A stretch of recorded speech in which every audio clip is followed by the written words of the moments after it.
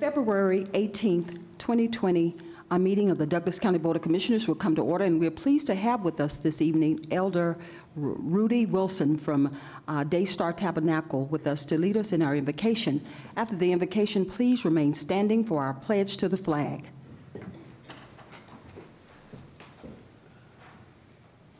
Thank you all so very much. As we bow our head, dear Heavenly Father, we thank you tonight for an opportunity to come before you and thanking you for your grace and your mercy that you are sharing with each one of us, Father, individually as well as collectively, Lord. We thank you, Father, for the Board of Commissioners. We thank you for every member thereof. We thank you, Father, as we come before you, we ask you for your divine intervention of your wisdom. For we know that there are many decisions, Father, many that's been made, many that is on the table even tonight, and yet there are some that are even coming up the pipeline that we need and asking for your help, asking for your divineness of your wisdom, so that the right decisions and the right choice will be made that will cause Douglas County to continue to grow and to blossom out, even in such a way that other counties around the city and around the state will look and see that Douglas County is growing, and it's because of your divine intervention, because of your nurturing, and because we seek your presence. And because of that, we say, thank you, Lord. We're reminded to always come back and give you thanks and to let you know that we appreciate you and that we're giving you all of your glory. And it is in Jesus' mighty name. Amen.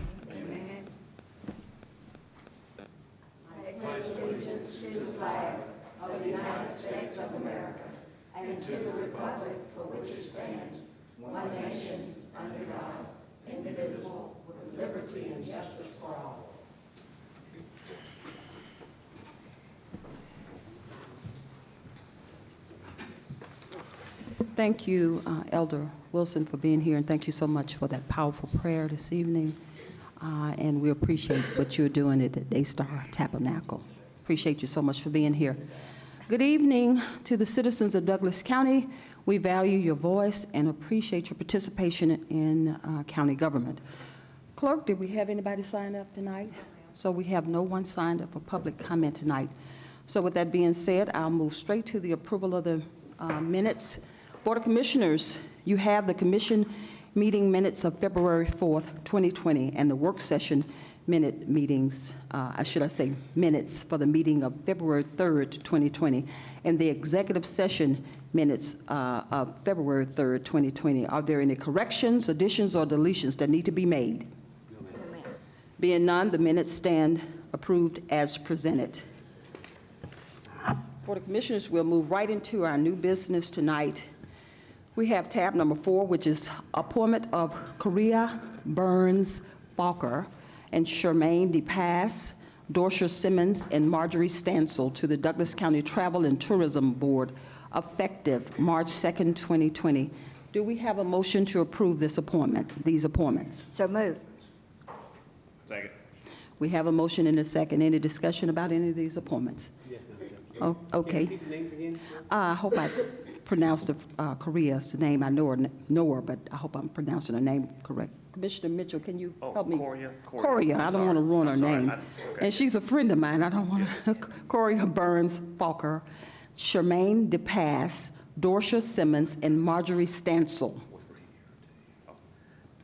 And what terms are these? What are the terms? These are the 3-year terms. Are these the 3-year? Yes, 3-year terms. Yes.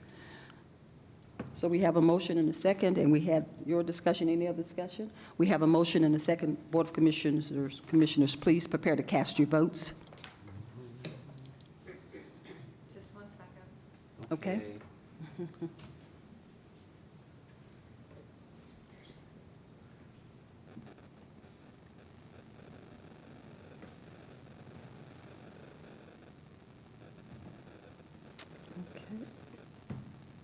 Okay.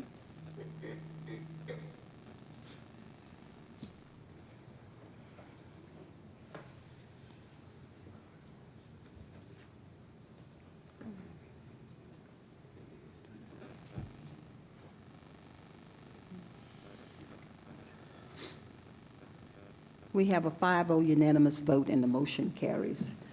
All right, Board of Commissioners, we'll move on to tab number 5, authorization to reorganize the human resources and amend the HR budget by $11,000. Do we have a motion to approve? So moved. Second. We have a motion and a second. Any discussion? We have a motion and a, okay, Commissioner Guyder. As always, I'm not picking on any particular department, but once the budget is set, it needs to stay set. I'm one of those that draws the line in the sand, okay? I yield back. Okay, thank you so much, Commissioner Guyder. Board of Commissioners, we have a motion and a second on the table. We have a motion and a second. Please prepare to cast your votes.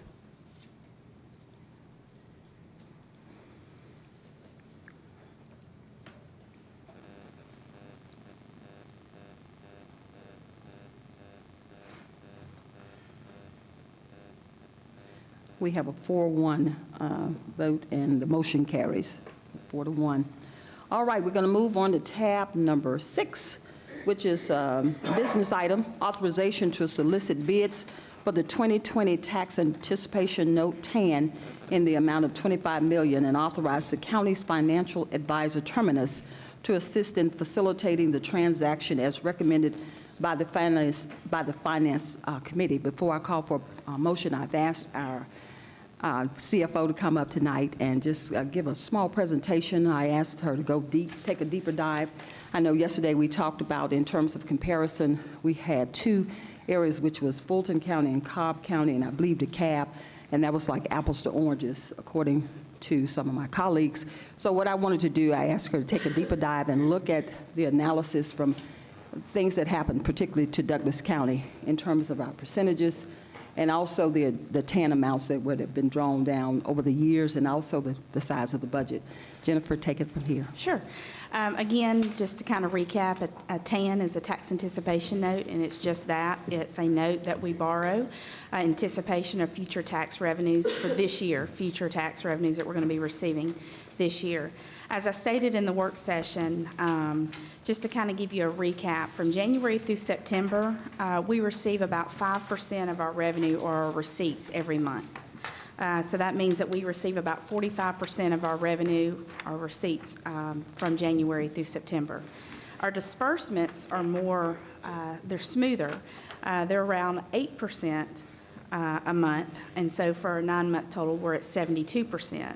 So there is a differential between our receipts that come in of 5% a month and our disbursements that go out the door at 8% a month, which is around a 3% differential. That's what a tax anticipation note, that's the purpose of the note. That's why the law made it available for governments, is for this type of purpose. So as Madam Chair had mentioned, she wanted me to kind of go a little bit as far back as I could go with the records that I had of when we borrowed tax anticipation notes, and to show you pretty much what you've seen, but add a couple of columns. The year, the amount, or the month in which we borrowed, the amount that we borrowed for a TAN, what our actual expenditures were in the general fund for that particular year, and then what percentage of the TAN did we borrow as a percentage of our expenditures. And you can see in 2004, we borrowed in February $8.3 million, with an actual expenditures of $53.1 million, and we were at so our TAN borrowing was 14% of our expenditures. I won't go through these year by year, but you can see the trend. You can see when we were in the recession, when it just started in 2009, 2010, it's when we started getting into 13 million, 16 million. And it was in 2011, we borrowed in March 18 million. Our actual expenditures for that year were 74.6 million. And so therefore, borrowing 18 million of the, with having expenditures of 74.6, our TAN was 24% of our expenditures. So now you look at 2020, looks like we're going to be borrowing in March. We're asking approval and authorization tonight for $25 million. Our budgeted expenditures that we adopted the budget was at $102 million, and that is at 24% of expenditures. So this just kind of gives you, as Madam Chair mentioned, just Douglas County, not referencing any other outside counties, larger, smaller, or same size. This is just our history and the percentage in which we borrowed against our expenditures since 2004.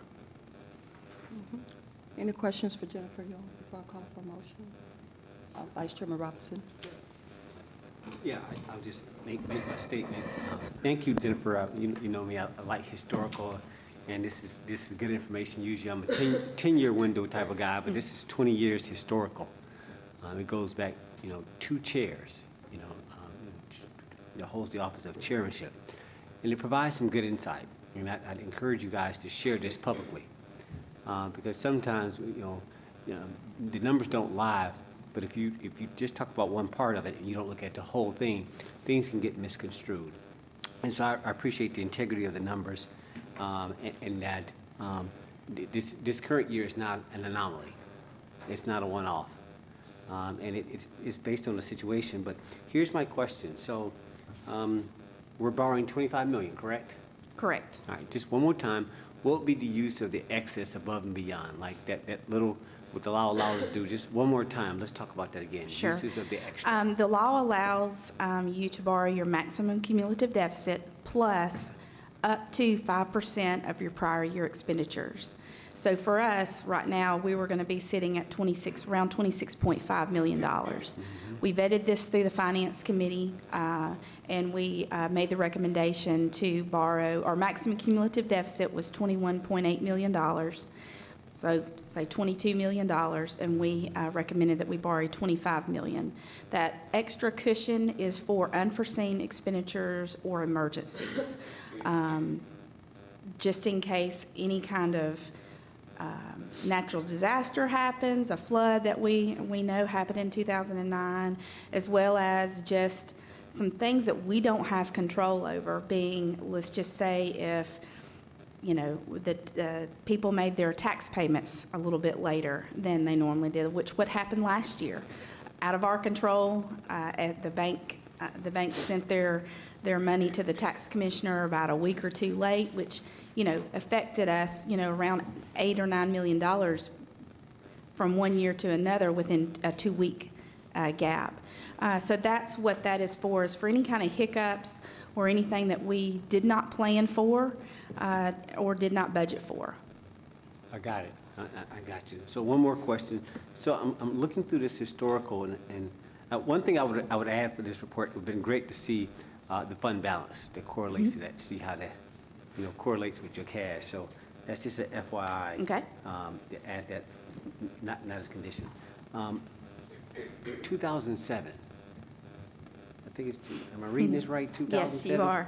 All right, so what happened in that year? I had to go back and look because when I was pulling the data, I could not remember why it was October. That seems strange to me because that's about when we, gradually start receiving tax revenues. But the reason we borrowed in October at 2007 for $9 million is at the time that is when the board wanted to purchase the property that now the current jail and E911 center is on. I believe there was some time sensitivity in getting that purchased, and we didn't have the tax receipts coming in at that moment. So we did a short term, very, very short term. We borrowed in October. It was again paid off in December. Time sensitive. I get it. We do what we want to do, right? We create moments in time to justify our actions and stuff. But like I said, I would love to see what that fund balance was, see how that Sure. went down. But again, it is a tool. Some counties they move a little bit differently. Not all counties use TANs. Not all counties do not use TANs. And so it's just a choice of how your financial situation is. But I'm content with what I see. I yield the floor, Madam Chair. Okay, thank you so much, Vice Chairman Robinson. Commissioner Guider, I believe I saw your hand. Yes, ma'am. So we're borrowing $25 million. Now, that $25 million has to be paid by year-end, Yes, ma'am. by law. Yes, We ma'am. have to pay it back. Yes, ma'am. Now, we're not discussing budget tonight because that conversation was done at the end of December. The majority of the board passed the budget, but the budget plays a big part on TANs, on how much we have to borrow. So, but I'm not gonna bring up the budget and anything right now, because I know that oftentimes, because property taxes comes due in the fall of the year, when the harvest comes in, that's why they said it that way, to pay your property taxes. We got dry spells during the summer and everything like that, and this is a cash flow, except for the 3 million. That's the only concern I have, because what was the extra 2 million last year spent on? We actually only used about $500,000 of that because the timing of our tax collections were off a couple of weeks, so we had to dip into that. What was it spent on? I'm sorry.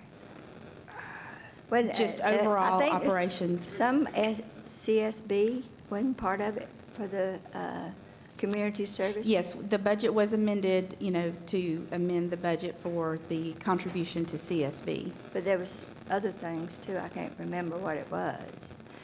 But, and if we, if we go forward with this 25 million, my biggest problem is, right now, is the extra 3 million. And I would like to make an amendment to the motion, and that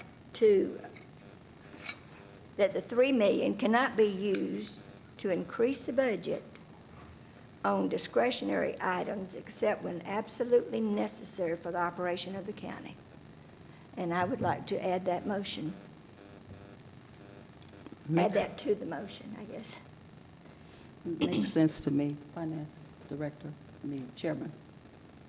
You have, I think you're the Chairman of Finance, okay, you have somebody else want to say something? I would take Tom. Commissioner Carson, you have a comment? I see you smiling. No comment. Okay. All right. So, I'm okay, that's the purpose of that additional 3 million. You said It's it for- was an it's emergency for emergency. fund. That's what, And if we use it just for emergencies, then so be it. But I don't want it just spent to increase the budget. And let me just make known that the TAN, like you said, is strictly cash. So anything that would be, that's currently not included in the budget, that I based my projections on, the money coming in and the money going out, the receipts and disbursements, anything that is, that the board desires that they want to spend some of that money on, they have to, the budget has to be amended anyway. So it would have to come before the board for But it could be approval. used for anything that the board votes for. I just want it for an emergency Okay. situation, rather than just discretionary. That would also include, not giving raises for this department or this department or this department, and things like that. okay. Discretionary. Okay, all right. I'll speak. Vice Chairman Yeah. Robinson, then we can Yeah, move on. I get it. I don't want to tie the hands of our finance director. To her point, this is just cash. It's simply cash. The reason I said you should show the fund balance is show how much money is still there for true emergencies that we were talking about the other day. It's just extra. And I don't, it's something about like, no, don't restrict yourself to a point where you can't get stuff done. Right? And it's all relative. So, Madam Chair, I would highly not support you'll get boxed with this. Don't let yourself get boxed with this type of like, no. Like, that's like, okay, I get it. But we've never had this type of restriction now. That's the whole point. We're growing. So to have a restrictive amendment, like, oh, that goes against the very point of it expanding. And when you get in there, because no plan is ever accurate, not one time have you ever done a budget that we came in exactly, because there's always more cash for, more, stuff, receipts come in less. And so there needs to be a little room. Just get, so the state allows you to do this. So they understand that 158 counties, like, look, we get it, guys, y'all need a little wiggle room. Borrow what you need. Borrow what you need, and we trust the administration will make its proper decisions on what they're needing, and they'll come before the full legislative body when they need to make amendments. But it's just like, no, that's restrictive, right? It's all relative. We trust your judgment on what needs to be done. You shouldn't have to be restricted. It still has to come before the full board. I yield. Thank you, Vice Chairman Robinson. Any other comment? Mr. Mitchell, I see you Yes. wiggling your microphone. Yes. Yes, thank you, Madam Chair. So just for clarity, I guess I'll ask Ken this question.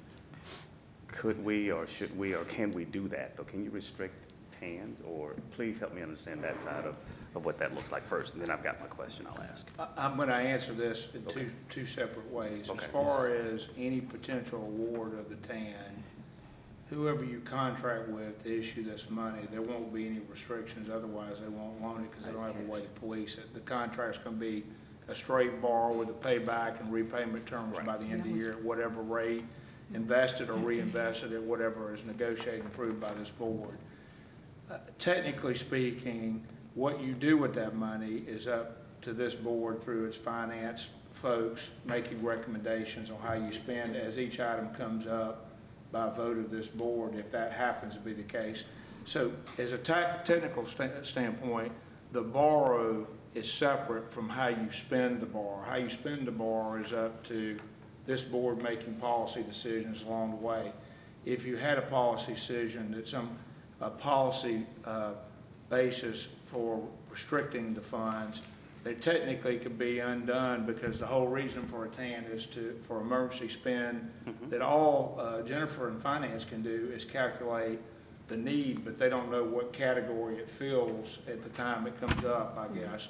So I'm going to tell you that if you approve a TAN, it's unrestricted as long as it meets the state guidelines. How you spend it is the discretionary objective of this board through its budgetary processes, finance committee, and votes of this body.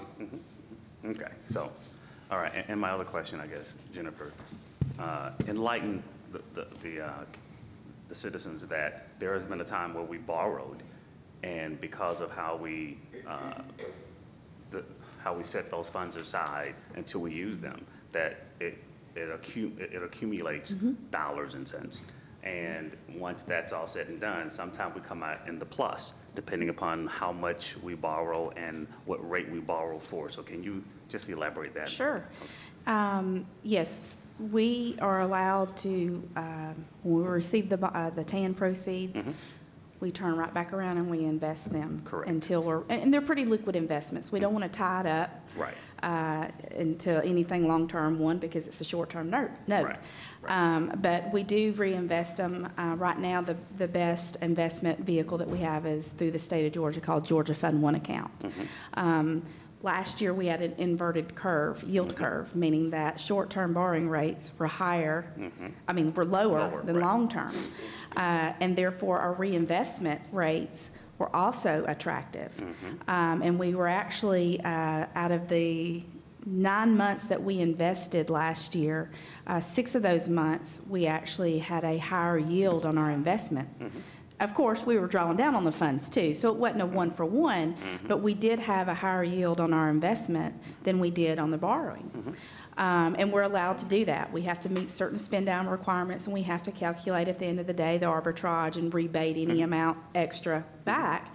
But you want to take advantage of that by trying to get a very attractive interest rate. So it's not just sitting in a bucket somewhere, not earning interest, not working for us. It's earning interest, and then it's very liquid that we can pull down on it when we need to for payroll and accounts payable claims and everything. But yeah, it helps offset. It's not a one-for-one match, but it Right. definitely helps offset the interest cost. Off the top of my head, I want to say last year, I think we probably netted out only paying between $90,000 to $100,000 in interest on borrowing $18 million for 9 months. Right. Which is very, very good in this market. Absolutely, absolutely. Commissioner, can I add one more thing, just to follow up? I think it's probably important to note that the finance team is doing calculations based upon things that have already been budgeted as part of this process of coming up with a number, with a little bit of cush up to the 5% based upon cash flow, which is not necessarily That's correct. predictable. So it's, for their purposes, it's not a, just pick a number and Right. we can do what we want to. Most of this money's already been decided by virtue of the budget processes. And the cushion is really that she's allowed to calculate in is what finance has deemed imperfect cash flow already. But So they don't know. I don't know the percentage, but my guess is 90-something% of this number is already baked in based on the budget. Is that right, Jennifer? That is correct. And so, but with that being said, though, I mean, it's about our cash flow, our weak cash flow at the time of the TANs that will be definitely needed to kind of get through that. But if by chance, our cash flow increases and we get out early, there's a benefit. We're not just taking the cash and just spending it. Right. It's kind of been directed as to where this. Absolutely. Okay, that's all I'm saying. Okay, I'll yield back. Thank you. Thank you so much. Ma'am. Commissioner Mitchell? Commissioner Carthen asked first, and then I'll come back. Commissioner Carthen? So Jennifer, can you explain why we need the TANs? Kind of talk about, the expenditures that we do have, majority being salaries and things of that Absolutely. nature, so that people will understand that we aren't just spending. I think there's this narrative somehow that the government just spends endlessly. Right. And I really want people to understand what it is that we spend the money on, the services, the people. Exactly. Can you talk a little bit about that? Absolutely. That is something that is pretty smoothed out during the year because governments, and Douglas County is one of them, is very service-oriented, meaning that we provide services, therefore a majority of our budget, 65% of our budget is salary and benefits. That comes out every 2 weeks. That's, regardless, that is everything, everybody's paid every 2 weeks. Our vendors, we want people to do business with Douglas County. Well, we need to make sure we have the cash to pay the vendors in order for the employees to provide the service or to get that fire truck or whatever the need be, courtside. The gas needed for those trucks. The gas maintenance needed. needed for those trucks. Yes. Yes. When you dispatch fire, 911 and EMS and everybody that comes. right? Absolutely. So it's all the operating, and that's why I said, when you really look at our budget, you can base upon about 8% that we spend of our budget every month, just to round it off. Well, that's about 72% of the budget is spent by September. But our revenues are about 5% a month. So by September, that's only 45%. So there's that gap of your receipts of coming in at 45% and your expenditures coming in at 72%. But then the last quarter of the year, you get 55% of your revenue and you're only spending 28%. So that's where it flips on you to the positive. And that's why when you see our Finance Committee reports, you'll see us negative, negative, negative, negative. But we know it's just temporary just because of the nature of what this is tax revenue. So that answers, your question as far as how does it work, and because of our tax revenue comes in at the last, 2 months really of the year, then that is the revenue that gets recorded, but it's not recorded into the last 2 months of the year, where expenditures are recorded pretty seamlessly throughout the whole 12 months of the year. And do you have carte blanche, decision-making just to spend excess money? I know. Do not. You don't? No. Okay. It would have to come before the board, right? That is Anything correct. that is brought to you would have to come before the board. None of us have carte blanche decision-making just to spend dollars, do we? No, Not that you is know it, correct. right?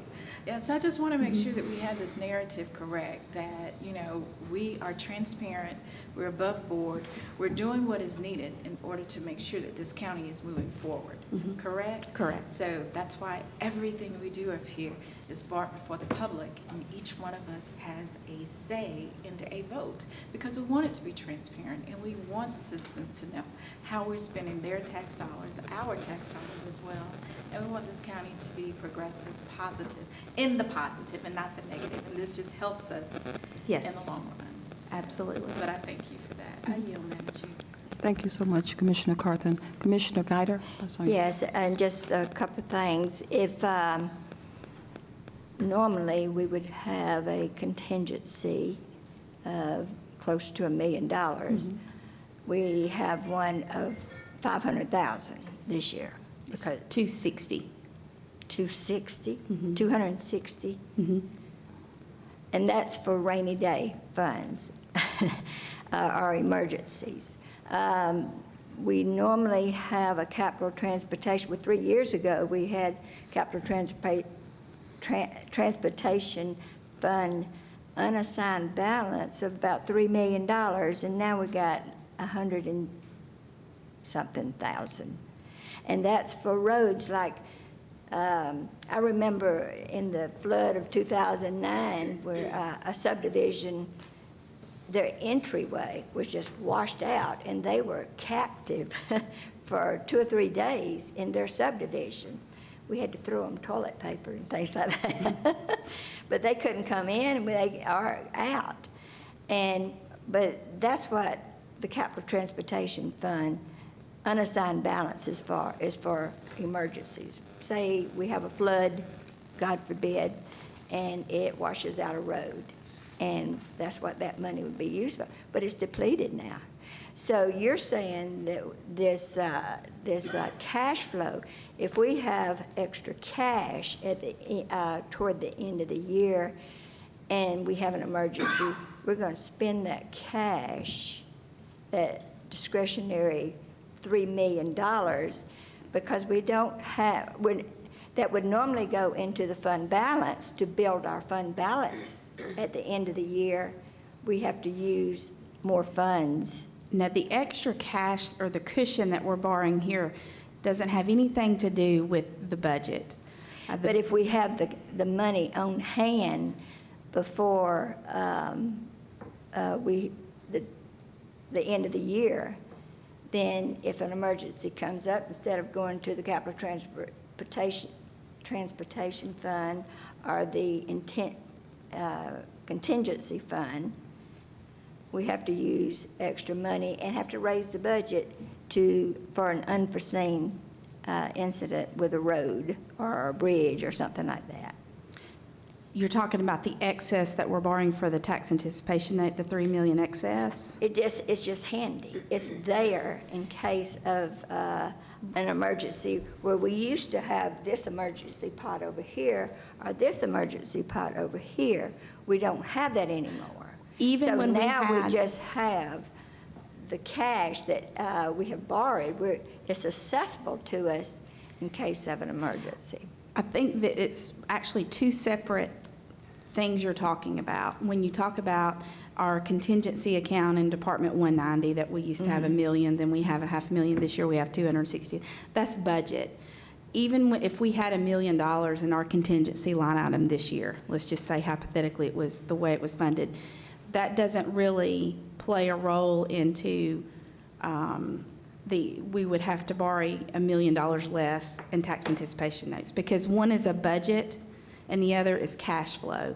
So to answer your question, let's just say we end up not needing this $3 million extra that we're borrowing. It would sit in cash, and then we would use that just to pay back the note. It would not increase the budget in the capital transportation fund and contingency in the general fund. It would just sit in a cash account, not an expenditure account. If you wanted to use any of that extra, it would have to come before the full board to amend the budget, and then we would be able to. To increase the budget, yeah. Correct. And that's what I was getting at. Normally, the way the state or a county builds their fund balance up is excess funds they have at the end of the year. But if you spend Revenues. if you spend all the money, then you don't have any excess funds. So, and our fund balance that was brought up is at the minimum right now. Is at the minimum. A few years back, I don't remember what it was, but I do remember it was around 16 million or 20 million, now it's 10 million. So it worries me that we don't have a cushion in funds that are set aside for emergencies. And so that concerns me. But I just want to make sure that we don't just keep increasing the budget because we have some extra cash on hand during the process. And I know it has to be a budget increase, but I think we're too lax in raising the budget after the budget has been set. And I had a long conversation with Mr. Corbin, who is our financial director, and he has repeatedly said we're spending money faster than it's coming in. So with that, I yield back. Thank you so much, Commissioner Guider. We're going to move on. I've already called. Okay, I'm going to call the motion. Thank you so much, Jennifer. We appreciate you. Board of Commissioners, tab number 6 is authorization to solicit bids for the 2020 TAN anticipation note of $25 million and authorize the county financial advisor Terminus to assist in facilitating the transaction as recommended by the Finance Committee. Do we have a motion to approve? So moved. Second. We have a motion and a second. Any discussion? We have a motion and a second. Please prepare to, did you? Well, I had a recommendation to amend it with the stipulation it be used only for emergency situations. And Commissioner Guider, our finance director made that very clear. She did insert that in her discussion that the $3 million would be utilized. That was the reason why. For Me and her- emergencies yeah, only. But me and her had discussions prior to coming before this board and bringing it to the board, because I was concerned as well with you when I saw the big number. But after looking at the trend analysis, I'm comfortable with my decision. 25, she said she said in case of an emergency, and she made me understand that. And some things that you can't predict, the flood, the weather, some things are just unpredictable. So that's the purpose of the $3 million, but of course, still don't want to just tie our hands to that because there may be something else that come up. Just for example, I got a roof that's leaking at Deer Lick, 4 or 5 places. I don't know how that may play out, so I don't want to just tie my hands. But I can say the beauty of all this, our trend and our history has been that we pay this money back before the due date every year, November, October. All I wanted to do is just show to the public that TANs are not unusual for Douglas County. This is a 17-year trend. Your budget was $58 million in 2004, your expenditures, and today is $102 million. That tells me that Douglas County is growing up. We don't wear a size 8 shoe anymore. We wear a size 10. And that's because you see the population has grown. From 2004, we probably had 70,000 citizens. Today, we have 144,000 and counting. We have to provide services. We have staffing. The salaries has gone up. We still, I know we don't pay the same thing we paid in 2004 for salaries. This is 2020. So Commissioner Guider, we have verbalized that. I've made, the CFO has made that clear that this $3 million is for a cushion. She said, Chairman, you can get $22 million if you want to and not get your cushion. She said, but if you have a flood, you're going to be in trouble. We do have a 10% reserve fund balance, but she said in order for us to even qualify for a TAN, you have to use all your funding, everything. So that money you were talking about, capital transfer, all that's been used in the past. So you have to chew it down all the way down. So that's including that $10 million that's in the bank. So she just said, if I were you, I would go with a cushion. And I believe at this point, I'm a heed and listen to my CFO, who she knows that an emergency may come up, and I better be prepared when it does. So with that being said, I've called it. We have a motion and a second on the table. Board of Commissioners, please prepare to cast your Madam votes. Chair, before taking the vote, just to make sure that the motion fails for lack of second, you need to call for a second if that was actually a motion to amend. Madam Chair, but it wasn't. I never did call for a motion on that, Ken. Well, I think when she was recognized, if she made a motion to amend, the question is, does it have a second or not? If it doesn't, it dies, and you go on with your vote. Okay, Commissioner, you have a motion. Do we have a, you want to state your motion again, Commissioner? That the extra $3 million cannot be used to increase the budget on discretionary items except when absolutely necessary for the operation of the county.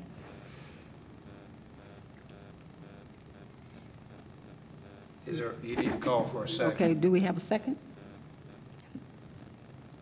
We don't have a second, and the motion fails for lack of a second, okay? So I'm going to go again with what I stated earlier, Board of Commissioners. We have authorization to solicit bids for the 2020 tax anticipation note in the amount of $25 million and authorize the county's financial advisor, Terminus, to assist in facilitating the transaction. We have a motion, and do we have a motion? You already have a motion, a second on the floor. We have a motion and a second on the floor. We have a motion and a second. Any more discussion? We have a motion and a second. Please prepare to cast your votes.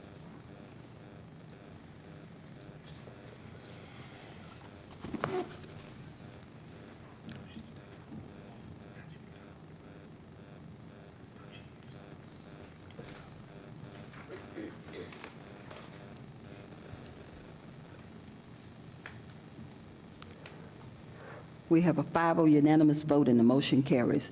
Let's move on to the consent agenda, tab number 7, authorization to renew an agreement with the Comprehensive Program Services, CPS, for 6 months, January 1st through June 30th, 2020, to provide enhanced security electronic services for all covered electronic systems as defined in the agreement for Douglas County Sheriff's Office at a total of $86,342, and authorize the chairman to sign all related documents. Tab number 8 is authorization to accept a check from the Fair Play Youth Sports Association in the amount of $8,000 to offset the cost of 5 score booths to be installed at Fair Play Park. Authorize the chairman to sign all related documents and amend the budget.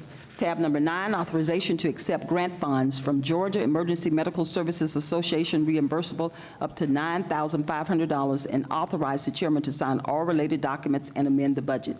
Tab number 10, authorization to award bids for concrete materials to Wayne Davis Concrete as the primary vendor and Thomas Concrete as the secondary vendor, depending on the materials required and their availability. And last but not least is tab number 11, authorization to award bids for gravel materials to Martin Marietta as the primary vendor and Vulcan Materials and Contract Services Company as the secondary vendors, depending on materials required and their availabilities. Board of Commissioners, that concludes our consent agenda. Do we have a motion to approve? Second. Okay, we have a motion and a second. Any discussion on any topic before I call? We have a motion and a second. Please prepare to cast your votes.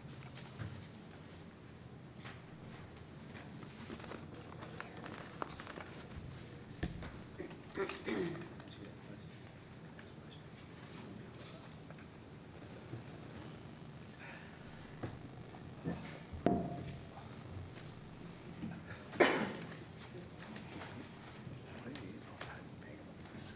a minute.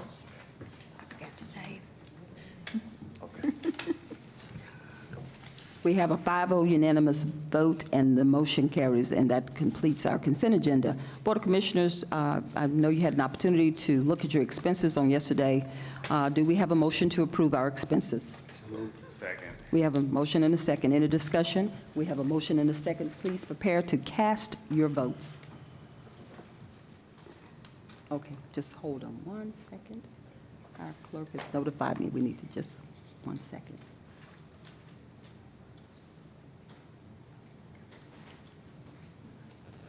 Okay. Please prepare to cast your votes.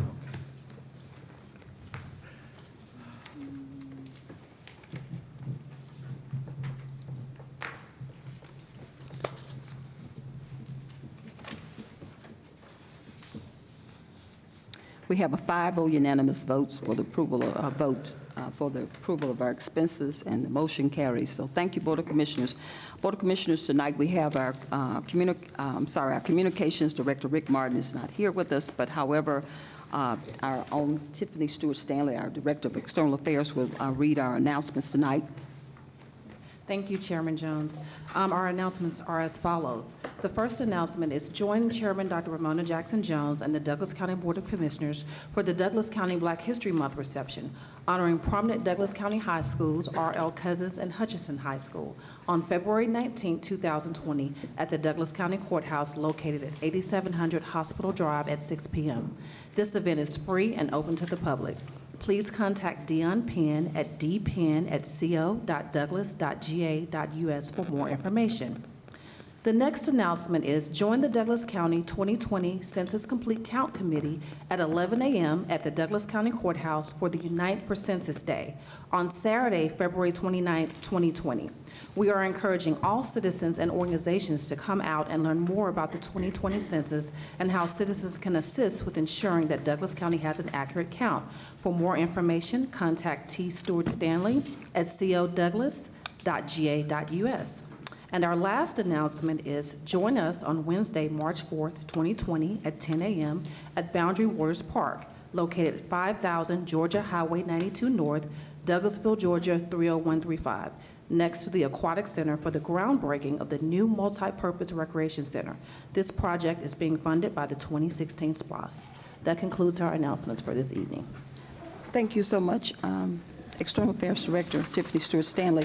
Board of Commissioners, do you have any announcements in your particular districts or anything coming up? With that being said, Board of Commissioners, if we don't have anything else to come before this body, this meeting is adjourned.